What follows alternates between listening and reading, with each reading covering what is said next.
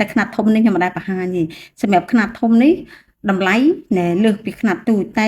ឆ្នាំទៅខ្ញុំលក់ចេញ 25,000 ឆ្នាំនេះខ្ញុំគិតតម្លៃទៅ 20,000 នេះអញ្ចឹងមានការចុះតម្លៃចេញពីឆ្នាំទៅអញ្ចឹងសម្រាប់បងប្អូនដែលគាត់ត្រូវការលបអីនឹងហើយចង់ប្រើប្រភេទលប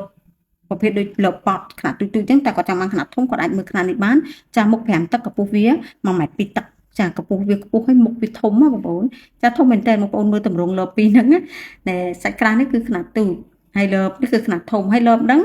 ដោយការខ្ញុំធ្លាប់បង្ហាញបងប្អូនចឹងវាមានខ្នាតតូចខ្នាតបន្ទាប់ខ្នាតធំចឹងវាមានច្រើនធឺ